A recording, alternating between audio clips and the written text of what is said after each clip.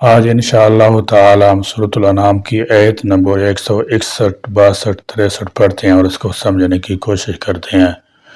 اعوذ باللہ من الشیطان الرجیم، بسم اللہ الرحمن الرحیم۔ قل اننی ہدانی ربی الی صراط مستقیم دینا قیما ملت ابراہیم حنیفا وما کان من المشرکین۔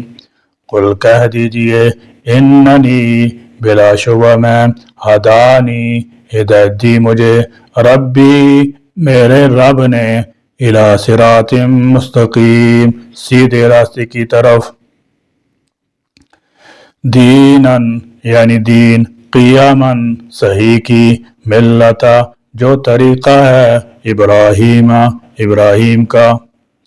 یہودی، عیسائی اور خود مشرکین عرب یہ سبھی اپنی نسبت حضرت ابراہیم علیہ السلام کی طرف کرتے تھے اور اپنے آپ کو دین ابراہیم کا حامل قرار دیتے تھے۔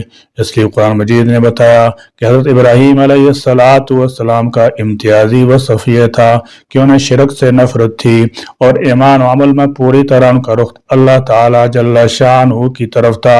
اگر تم لوگ واقعی حضرت ابراہیم علیہ السلام کے دین پر ہو تو پھر تمہیں اسی اسوہ ابراہیم کو اختیار کرنا چاہیے، حنیفاً جو یکسو تھا، وما اور نہ کانا تھا وہ من المشرکین مشرکین میں سے۔ اللہ تعالی جل شانہ نے سیدنا ابراہیم علیہ السلام کا ذکر اس لیے فرمایا کہ یہود و نصارہ اور مشرکین مکہ تینوں فریقوں نے اپنا پیشوا تسلیم کرتے تھے اور یہ بھی تسلیم کرتے تھے کہ سیدنا ابراہیم علیہ السلام خالصتاً ایک اللہ ہی کی پرستش کرتے تھے، حتیٰ کہ مشرکین مکہ کو بھی یہ اعتراف تھا کہ ابراہیم علیہ السلام بت پرست نہیں تھے۔ اللہ تعالی جل شانہ فرماتے ہیں کہ میری سیدھی راہ یہی ہے اور اسی پر سیدنا ابراہیم علیہ السلام کامزن تھے، لہذا تم لوگ اس دین میں الگ عقیدے گھڑ کر شامل نہ کرو اور اس طرح الگ الگ فرقے نہ بنو۔ قل ان صلاتي ونسكي ومحياي ومماتي لله رب العالمین۔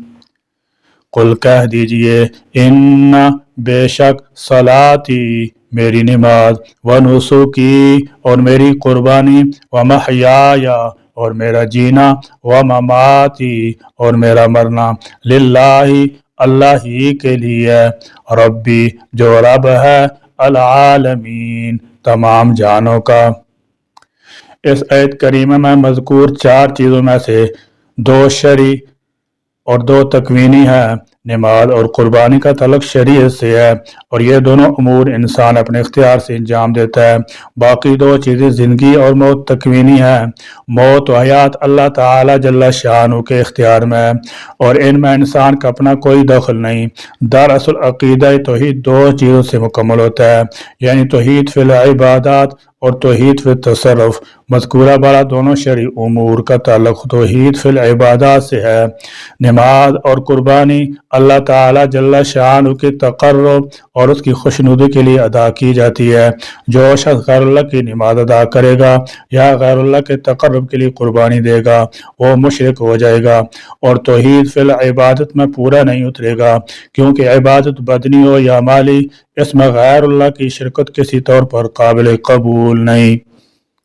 غازیہ کے ایمان اور عقیدہ توحید کی تکمیل اس وقت ہوتی ہے جب انسان کا یقین کامل ہو جائے کہ ہر قسم کی عبادت بھی اللہ ہی کے لیے سزاوار ہے اور کائنات میں تصرف بھی صرف اسی کو واصل ہے، اس کا کوئی شریک نہیں۔ ان چار مذکورہ امور کو دو مختلف صورتوں میں منسلک کیا جا سکتا ہے۔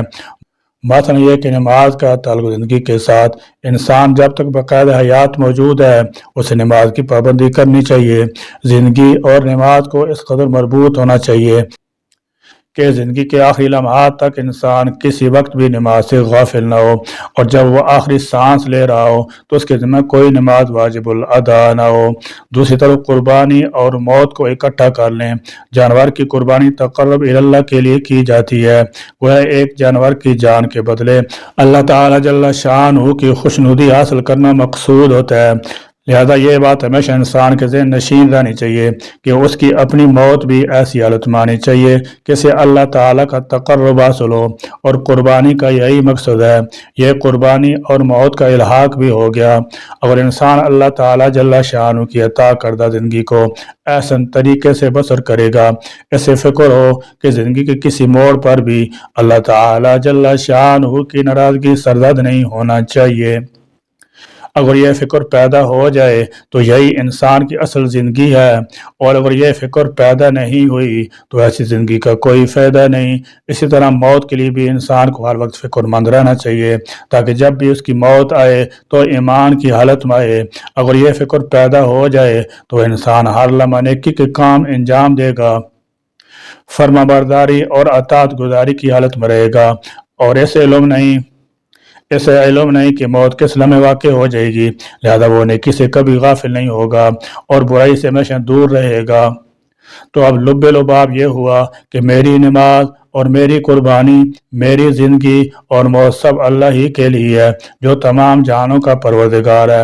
اگر انسان میں چاروں چیزوں کی حقیقی روح پیدا ہو گئی تو وہ انشاءاللہ تعالی کامیاب و کامران ہوگا۔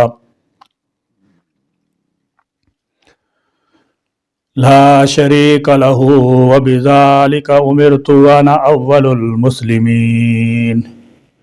لا شریک، نہیں کوئی شریک، لہو اس کا، توحید الوہیت کی یہی دعوت تمام انبیاء علیہ السلام نے دی، جس طرح یہاں آخری پیغمبر کی زبان مبارک سے کہلوایا گیا کہ مجھے اس کا حکم دیا گیا ہے اور میں سب ماننے والوں سے پہلا ہوں۔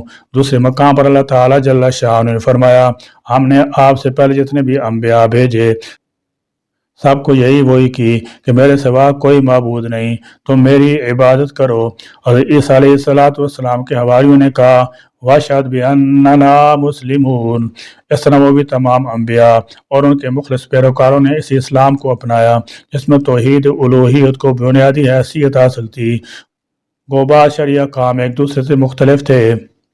وَبِذَالِکَ، اور اسی کا، امرت، حکم دیا گیا ہوں میں، وَأَنَا، اور میں، اول، سب سے پہلا ہوں، المسلمین، مسلمانوں میں۔ یہی توحید خالص کا نمونہ ہے جس پر سیدنا ابراہیم علیہ السلام عمل پیرا تھے، جس کا تقاضا یہ تھا کہ میرے تمام بدنی عبادات بھی اللہ تعالیٰ جل شانہ کے ہیں، اور مالی عبادات بھی۔ واضح رہے کہ نسک کا معنی گو قربانی ہی کیا جاتا ہے، مگر اس کے وسیع معنی ہے سب مالی عبادات، مثلا صدقہ خیرات، نظر و نیاز اور منت وغیرہ سب کچھ اس میں آ جاتا ہے۔ پھر میرے جینے کا مقصد اس شرک کو ختم کرنا اور اللہ تعالیٰ جل شانہ کے کلمہ کو بلند کرنا ہے تاکہ اسی راہ میں مجھے موت آ جائے۔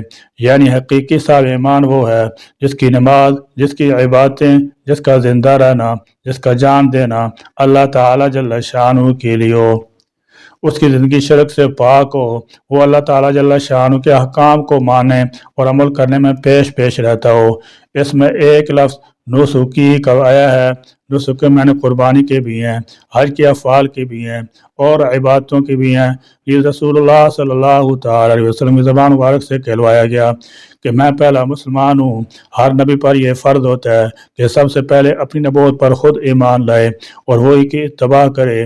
اسی لحاظ سے رسول اللہ صلی اللہ تعالی علیہ وسلم اپنی امت میں اول المسلمین ہے، کیونکہ ہر دین میں پہلا مسلمان وہ نبی ہوتا ہے جس پر اللہ تعالیٰ جل شانہ کی کتاب اتاری جاتی ہے۔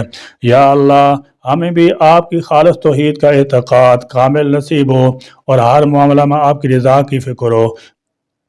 یا اللہ، جو ٹوٹے پھوٹے اعمال ہم سے اعمال صالح کی شکل میں ہو جاتے ہیں ان کو اپنی رحمت سے شرف قبولیت عطا ہو اور ان اعمال کو حبت ضبط سے محفوظ فرمائیے۔